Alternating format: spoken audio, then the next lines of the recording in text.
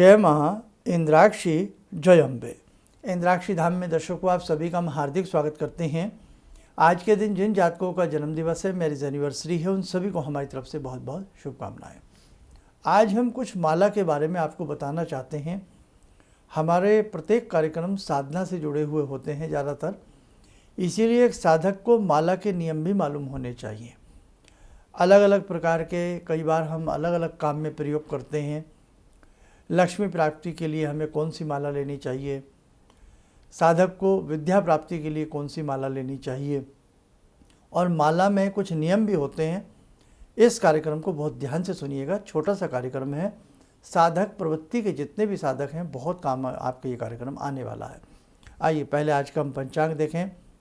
1 जुलाई सन 2025 दिन मंगलवार, संवत 2082, आषाढ़ मास शुक्ल पक्ष, तिथि आज षष्ठी है, नक्षत्र पूर्वा फाल्गुनी, राहु काल 3 से 4:30, दिशा शूल उत्तर दिशा।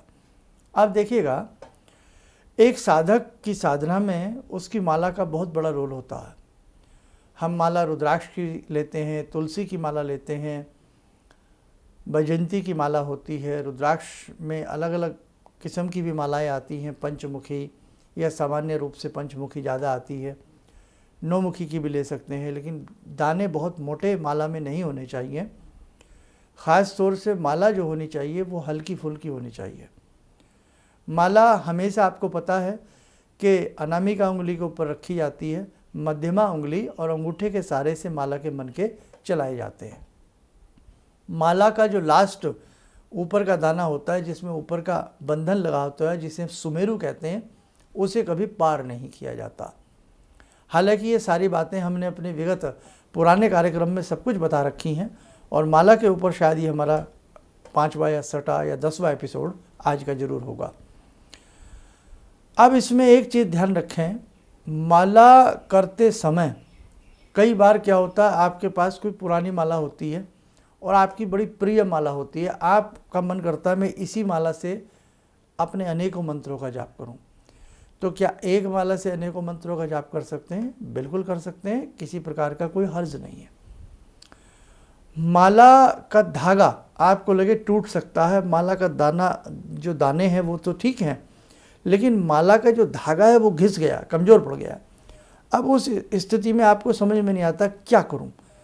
तो बेटा बिल्कुल घबराने की आवश्यकता नहीं है। जिस माला को आपने 20 साल जिस माला पर मंत्र जप करे हैं, उस माला को कैसे हम कहीं भी रख सकते हैं या फेंक सकते हैं? बिल्कुल नहीं। उस माला के दानों में एक ऐसी शक्ति उत्पन्न हो जाती है कि आपके मंत्र की सहायिका वो माला बन जाती है। इसीलिए आप किसी भी जो बटे हुए होते हैं, माला को बटने वाले होते हैं, अच्छे किस्म का धागा माला में दोबारा लगवा लें और घर ला करके पुनः माला को शुद्ध जल से धोवें, हल्के से हल्दी से धोवें, और माला को धूप दीप दे करके मस्तक से प्रणाम करके जो माला का संस्कार मंत्र होता है उसको जप लेना चाहिए। वो दुर्गा सप्तशती में माला मंत्र आपको मिल ही जाएगा। अब दुर्गा सप्तशती में ओम माम माले महामाये सर्वशक्ति शवरूपिणी, यहाँ से ये प्रारंभ होता है। 4-5 लाइन का मंत्र है, पढ़ा जाए तो पढ़ लें, नहीं तो फिर माला को ऐसे ही धूप दीप दे करके प्रणाम करके चैतन्य बना लेना चाहिए। और एक चीज़ का विशेष ध्यान रखें, हमने एक बात बताई, माला का धागा चेंज कर सकते हैं। माला करते समय माला बहुत लोगों के हाथ से बार बार छूट करके ज़मीन पर गिर जाती है। ज़मीन पर माला बार बार नहीं गिरनी चाहिए। माला जपते जपते कई बार टूट जाए तो पुनः दूसरी माला उठा करके पश्चाताप स्वरूपेण माला को, उस दिन एक माला करते हैं तो 2 माला एक्स्ट्रा करनी चाहिए, क्योंकि कई बार कोई बहुत बड़ी समस्या मुसीबत ऐसी होती है जो केवल माला टूट तक करके रह जाती है और वो समस्या आपकी निकल जाती है। माला करते समय माला के जो दाने हैं उनमें से चटर चटर की आवाज़ या उसमें से आवाज़ नहीं आनी चाहिए, ये आप ध्यान रखें।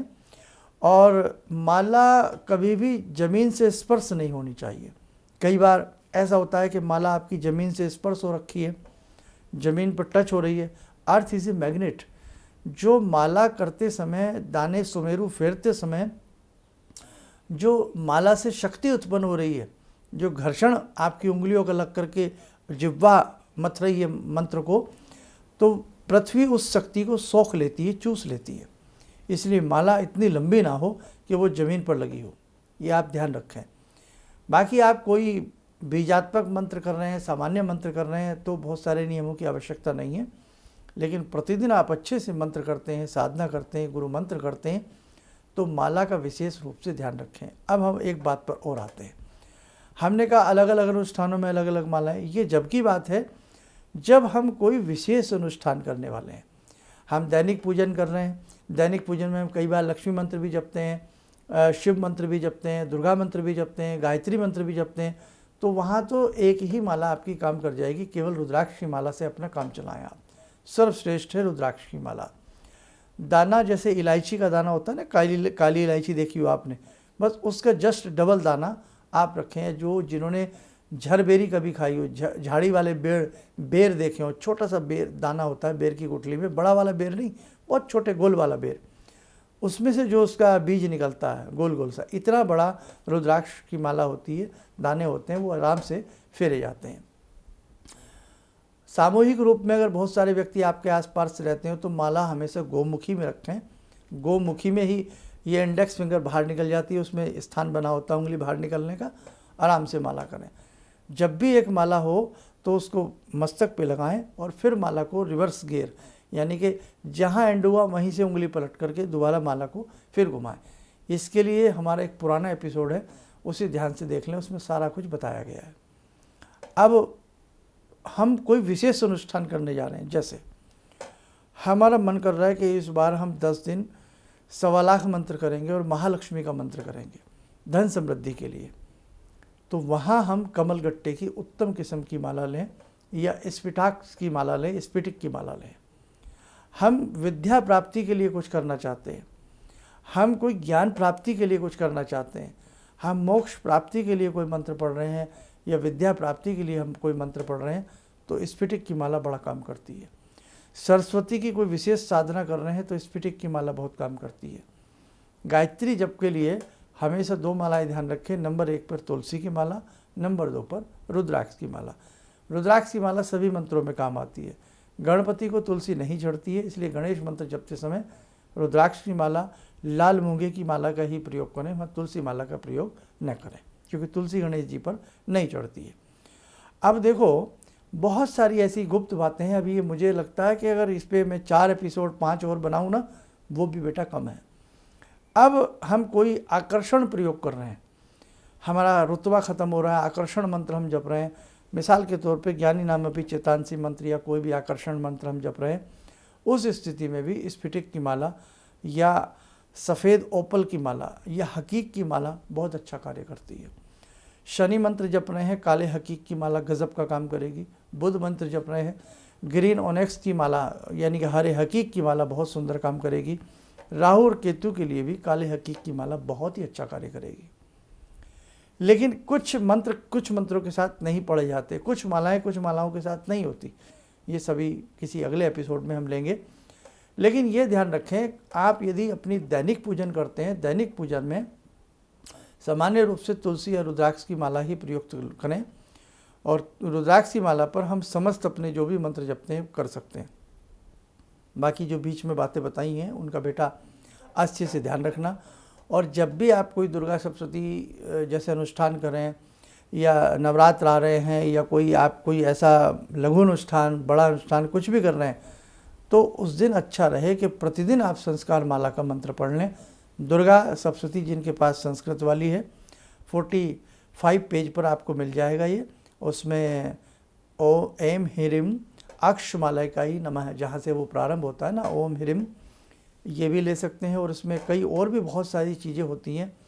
माला के संस्कार अलग अलग भेद हैं, फिर अलग अलग सिद्धियों के लिए मालाएं हैं, फिर स्त्रीलिंग, पुल्लिंग, किस नपुंसक लिंग, बहुत सारे अलग अलग प्रकार के मंत्रों की कैटेगरी है। मतलब ये जो दुनिया है ना, ये जो मंत्र साधना की दुनिया है, इसे आप बहुत छोटी न समझें बेटा। अब एक सामान्य साधक के लिए इतना ही काफ़ी है कि वो माला अच्छे से करे, शुद्ध माला होनी चाहिए, दाने मन के टूटे फूटे नहीं होने चाहिए, धागा कहीं से कटा फटा नहीं होना चाहिए, सुमेरु पार नहीं करना चाहिए। वहाँ आपके आसपास कोई है तो गोमुखी में रख करके माला को जपना चाहिए। माला से चट चट की आवाज़ ना आए, आपस में दाने ना उसके रगड़ खाएं। माला बहुत हैवी नहीं होनी चाहिए और बहुत ही छोटे छोटे दानों की माला भी नहीं होनी चाहिए। ठीक है बेटे, तो ये सारी बातें आप ध्यान रखना। और दुर्गा सप्तशती में जो माला संस्कार का मंत्र है उसे आप जरूर देख लेना। ओम माम माले महामाये सर्वशक्ति स्वरूपिणी।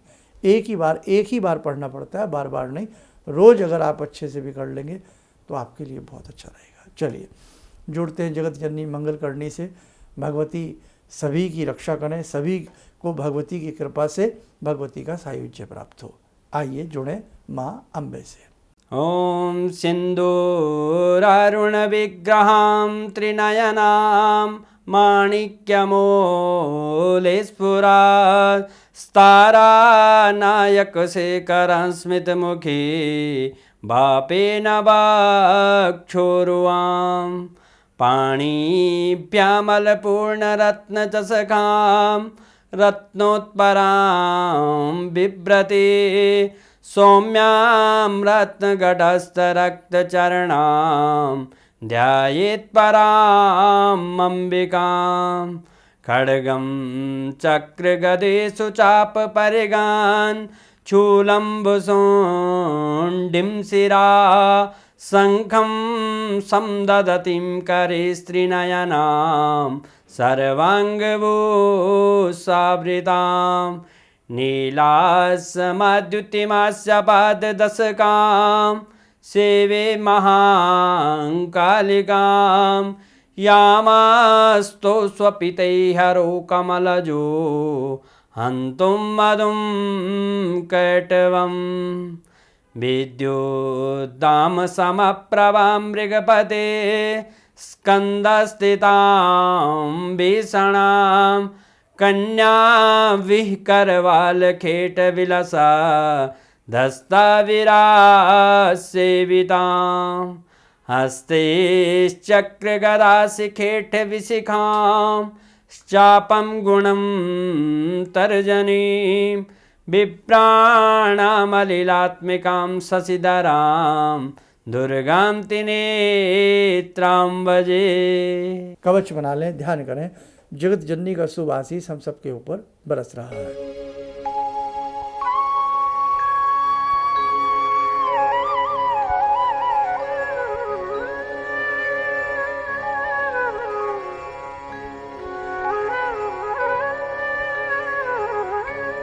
ओम बोलते हुए नेत्र खोलें, सामान्य हो जाए। अभी मुझे सेटिस्फेक्शन नहीं हुआ है। अभी माला के ऊपर बहुत गुप्त बातें रह गई हैं। चलो देखते हैं, जैसे जगत जननी की इच्छा हो। और बहुत सारी चर्चाएं माला के ऊपर आपसे समय रहते जरूर कभी ना कभी करने का प्रयास करेंगे। आप सब लोग स्वस्थ रहें, सुखी रहें। इन्हीं शुभकामनाओं के साथ हम अपनी वाणी को विराम देते हैं। जय जय अम्बे। भगवान से जुड़ो और भगवान से जुड़ने का जरिया आपने बताया, बहुत अच्छा लगा, बहुत धन्यवाद। और सनातन धर्म को जिंदा रखने के लिए आप जो प्रयास कर रहे हैं बहुत सराहनीय है।